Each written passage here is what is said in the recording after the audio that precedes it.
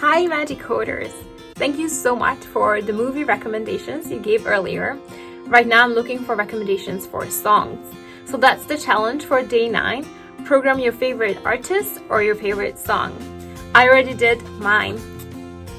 Beyonce's music always gives me some true girl power. I use the scrolling text function here, which is predefined in our library, and it takes 3 parameters. The first one is the text, which we call string. The second is the color of the text, and the third one is the background color. Pretty cool, right?